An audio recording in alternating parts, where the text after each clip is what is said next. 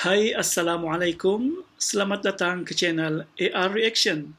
Dalam salah satu video Cik Yus Murtad, dia telah menuduh orang Islam sebagai menyembah Kaabah. Seterusnya Cik Yus nak sentuh bab Kaabah tadi ni. Ustaz ada sebut bahawa orang Islam ni tak menyembah Kaabah. Tetapi hakikatnya Kaabah itulah yang ustaz dan orang yang muslim-muslim lain sujud. Jadi Cik Yus nak tanya, sujud ustaz dan muslim yang lain, kepala ustaz tadi tu jatuh kepada apa? Kaabah adalah barang ataupun bahan ataupun binaan yang disujud. Jelas kat situ. Kaabah disujud. Okey, ianya bertentangan dengan arahan Allah Ta'ala yang mana Allah Ta'ala kata jangan menyembah berhala. Kaabah tadi tu apa, Ustaz? Dia adalah bangunan. Okey? Like, comment, and subscribe. Untuk menyangkal tuduhan liar ini, ayuh kita dengarkan penjelasan beberapa orang ustaz. Jom kita dengarkan. Dengar baik-baik. Kalau orang kafir, berhala dia di sini, belah kanan. Okey? Kiri awak lah. Jadi dia letak situ. Sebelum dia mari kerja kat kontrak, ramai-ramai pergi sembah situ. Nah, betul tak? Berhala. Contoh tak orang kafir? Okey? Esok kita ambil berhala tu malam, kita letak belah ni pula. Faham lagi? Kita alih akad tong berhala belah ni. Esok dia mari, disembah kat kosong tu ke kat berhala baru? Cik jawab kalau tak bodoh. Disembah yang tempat asal tapi dah kosong atau pergi kat kepala dah pindah? Dia pergi tempat pindah. Itu sembah berhala. Sembah batu. Faham? Ada pun orang Islam kalau ditakdirkan diangkat Kaabah malam ni, Rusia angkat dengan oleh kota besar, orang balik ke Moskow, Leningrad dan sebagainya. Orang tetap semayang tempat kosong tadi. Kerana bukan batu itu arah yang disuruh oleh Allah dalam Quran. Betul tak? Dia menyembah patung Yesus. Karena dipegangnya patung itu, dibuatnya liontin, dimintanya, oh Yesus. Dimintanya ke patung Siddhartha Gautama, oh Sang Buddha. Dimintanya ke patung Hanuman Dewa Monyet. Ada orang Islam minta ke Kaabah? Mana ada? Itu yang dia sujud, itu penunjuk arah kiblat. Orang bukan Islam keliru atau salah faham, dia ingat kita orang Islam sembah Kaabah. Non-Muslim, kalau tanya mereka, biasanya kita suka tuduh mereka dulu. Kita kata mereka ni sembah patung berhala. Dia pun tuduh balik, you pun sama juga. You pun sembah Kaabah, pun sembah patung berhala juga. Tapi patung berhala kamu besar lah, dia kata.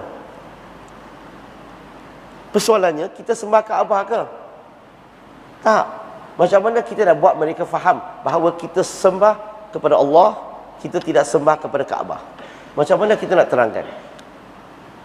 Sebab non-Muslim ini, tiap-tiap tahun, bulan Ramadan, biasanya mereka, kalau terbuka TV 1, 2, malam-malam, mereka akan ada peluang tengok macam mana orang Islam solat di Masjidil Haram. Betul?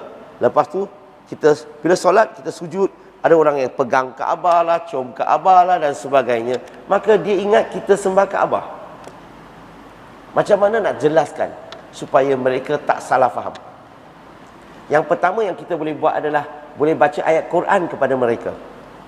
Surah Al-Baqarah, surah kedua ayat 144 dan juga 149. Ada dua ayat Quran. Kalau kita masih ingat lagi, kiblat kita asalnya menghala ke arah Masjid Al-Aqsa. Itu kiblat yang asal. Kemudian Allah perintahkan kita orang Islam tukar kiblat itu menghala ke Masjidil Haram. Betul ke tak betul?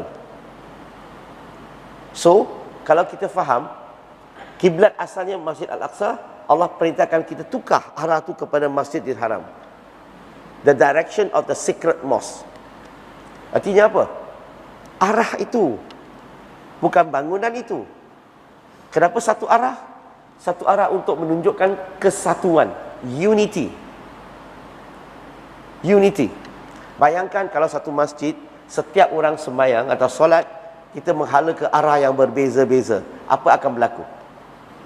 Sahabat ni solat menghala ke sana sebab isteri duduk situ. Sahabat solat menghala ke situ sebab anak duduk situ. Sahabat solat menghala ke sana sebab mak mertua duduk situ. Orang masuk masjid nampak macam mana? Nampak kelang kabut. Sebab itulah Allah perintahkan kita solat tukar kiblat menghala ke Masjidil Haram. Itulah kiblat, menunjukkan kesatuan, unity. Kita bagi ayat Quran, kebanyakan non-Muslim susah nak terima. Sebab mereka belum beriman kepada Quran. Kita kena bagi logik juga. Kita kena bagi tahu dia, bayangkan ya, kalau kita pergi ke Mekah, kita bawa Kaabah tu letak di Kuantan. Kalau kita letak di Kuantan, orang Islam selepas ini nanti solat Isyak menghala ke mana? Arah Kuantan ke arah Masjidil Haram? Tetap Masjidil Haram. Betul tak? Walaupun kita alih Kaabah tu letak kat sini, tetap menunjukkan apa? Kiblat kita menghala ke Masjidil Haram. Ini membuktikan apa? Kita orang Islam tidak sembah Kaabah. Kalau kita sembah Kaabah, mana-mana Kaabah pergi kita akan ikut. Betul ke tak betul? Orang yang sembah patung berhala, mana-mana berhala tu pergi, mereka ikut. Satu lagi contoh. Zaman Nabi Muhammad SAW ada seorang sahabat yang sangat-sangat terkenal, Bilal bin Rabah radhiyallahu anhu. Dia selalunya panjat naik Kaabah, atas Kaabah, pijak Kaabah. Apa dia buat? Memberi azan kan? Allahu Akbar, Allahu Akbar. Pijak Kaabah. Ini menunjukkan apa? Menunjukkan jelas bahawa kita orang Islam tidak sembah Kaabah. Orang yang sembah Kaabah, orang yang sembah berhala, dia tak akan pijak. Kalau tak percaya, kita buat eksperimen. Cuba buat eksperimen. Kita minta kawan-kawan Hindu kita keluarkan patung-patung berhalanya. Siva, Parvati, Ganesha, Murugan, Saraswati dan sebagainya. Orang Cina minta dia keluarkan patung-patung berhalanya. Tuak Pek Kong, Kuan Kong, Tuti Kong, Omi Thon dan sebagainya. Boleh? Tak apalah, tak biasa dengan nama-nama ni, tak apa. Yang penting, mereka yang sembah patung berhala ni, kita minta mereka buat kerjasama untuk buat eksperimen. Apa kita buat? Kita pijak Kaabah dulu. Kita buat satu Kaabah, kecil punya. Kita panjat atas Kaabah, pijak dulu. Lepas tu, kita minta mereka, silakan, jangan segan-segan. Silakan. Rasa-rasa mereka akan pijak ke tidak? Mereka akan pijak tak? Mereka tak akan pijak. Kenapa? Sebab mereka sembah patung berhala itu. Kita pijak Kaabah, ini buktikan kita tak sembah Kaabah. Setuju tak? Tambah lagi, zaman Nabi Muhammad SAW, Kaabah ni banyak kali diruntuhkan. Kayu dah repuk, kayu dah rosak. Dan kadang-kadang mereka makan masa berminggu-minggu, kadang-kadang berbulan-bulan untuk bina Kaabah tu. Persoalan saya, dalam jangka masa berminggu-minggu, berbulan-bulan tu, semasa Kaabah belum dibina, belum siap dibina, orang Islam satu dunia solat ke cuti? Jawab betul-betul. Tetap kita solat 5 waktu. Kaabah ada ke, Kaabah tak ada ke, tetap solat 5 waktu. Setuju tak? Ini buktikan kita tidak sembah Kaabah. Tambah lagi, tiap-tiap hari berjuta-juta orang Islam pijak Kaabah. Kat rumah ada sejarah tak yang ada gambar Kaabah tu? Pernah tak kamu terpijak? Ada cakap tak? Sorry. Ada? Astaghfirullahalazim. Ada? Juta orang pijak Kaabah. Tak ada apa-apa pun. Kalau orang yang sembah patung berhala, termasuk gambar berhala pun mereka tidak akan pijak. Setuju ke tak setuju?